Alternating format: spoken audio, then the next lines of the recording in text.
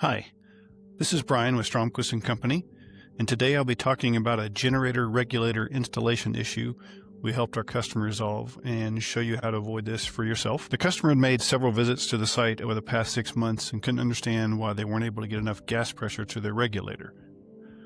While on the call troubleshooting with the technician working the problem, he sent us some pictures of the installation. A couple of things we noticed right off the bat were the variations in pipe size on the outlet side and the location of the sensing line connection to the pipe. Since this is a generator application, a reservoir needs to be created for the generator to have enough adequate fuel available at startup, and that's what this is right here.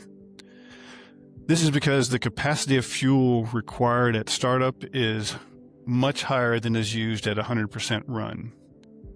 For this reason, we oversized the regulator, and the installer needs to build in the inline reservoir. This is done by adding a larger section of pipe after the regulator and before the generator. So you can see that's what this is all about, this big section of pipe here. Pulling this information straight from the Yancey Power Systems installation guides, you can see how they want the regulator and gas train set up. So they've got your regulator, just like the customer has in the other one, it just happens to be a different model. And then as you can see, it's got an outlet, and then it bells up again to have that section of reservoir. And you can see that reservoir continues on, and it is supposed to be a long straight section, and you can see where they bell it up, and basically they want you to keep the larger section of pipe all the way till you are able to connect it to the flex line that they provide. So here's kind of a close-up of that. You can see they usually ship this piece loose, but it comes with the generator, and then the installer just has to get this section belled back down or reduced down and then connected to the flex line. The flex line and its connection are always going to be smaller than the reservoir because it's usually going to be the same size as the regulator. Then it sizes up to get to your reservoir section, then sizes back down when you're ready to install it to the generator. We see the customer did install a section of larger pipe, got it here, and then actually made it larger even yet again. It is best to keep the same pipe size for the entire length of the reservoir, and we'll come back to the wire for that in a moment. Some regulator models and applications require a sensing line to be installed downstream to provide the proper control of the outlet pressure. And here's an example of one right here. Measuring downstream gives a reading from a point in the gas line that is less turbulent and more stable than just getting your reading from right here. Looking at the installation material for the Belgas P133, and it's going to be very similar to others, whether it be Sensus or something like that, as far as when a sensing line is either installed or required. Just kind of gives you an overview that you'll run down a certain section, you try to go 5 to 10 pipe diameters from the regulator, and then that's where you'll physically connect in the end of the sensing line. And then on the other side, there's a connection on the regulator itself.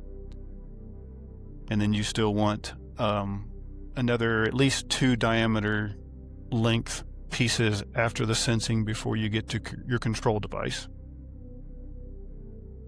The installer did have a sensing line run, but it was joined at a section of the pipe before the pipe size increased again. So you've got a section of pipe here which is larger than the connection, so that's correct, but then it increases yet again right here. The sensing line should be connected to the largest diameter of the pipe after the regulator. In this example, the regulator was sensing at a point before pressure loss was about to occur, because when you go from this pipe size to a larger pipe size, it's going to drop in pressure right in here. The reason is when you keep the volume the same, going to a larger pipe size is going to decrease the pressure because it has to fill a larger space. So in reality, it'd be best just to keep one pipe size the whole way. And we try not to have too many bends and stuff like that, but sometimes you can't avoid it. But as you remember from the picture we just showed earlier, they want it to be as much straight pipe as possible. And again, in the bell gas material, they want it to be straight, and as long as you have a certain amount of length in relation to the diameter of the regulator connection size. Even with the pipe changes we recommended, the outlet pressure still seemed to be low compared to what it should be for this regulator. So we wanted to confirm that the regulator they had installed would meet the specifications for the application. We ran the numbers that they gave us as far as the measurement of inlet, desired outlet, the capacity of the regulator, pipe sizes, and all that kind of stuff. And we determined that the proper part number was quoted and sold. Looking through the pictures that the tech had sent us, one of them was the nameplate for the regulator. So we needed to verify that the regulator they have would actually meet the application. Taking a look at the nameplate on the regulator, this is when we could see that the factory shipped the customer the wrong part number. The part number on the regulator in the field was not the same as what the customer had on their order. It was originally ordered with a 6 to 14 inch outlet spring because they wanted to get 11 to 14 inches of outlet pressure going to the generator.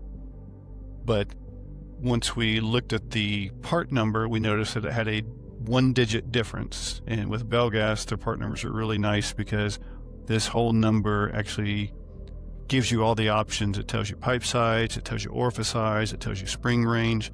So a lot of good information, but we noticed right off the bat and comparing paperwork to paperwork that this was not the correct part number.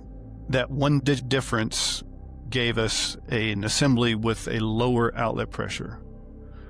This is actually more easily seen when you look at the spring range that is stamped on the regulator. Customer was wanting the regulator that comes with a 6 to 14 inch spring and installed the one with a 2 to 4 inch spring. Not their fault they did that, it's just they were shipped the wrong one from the factory.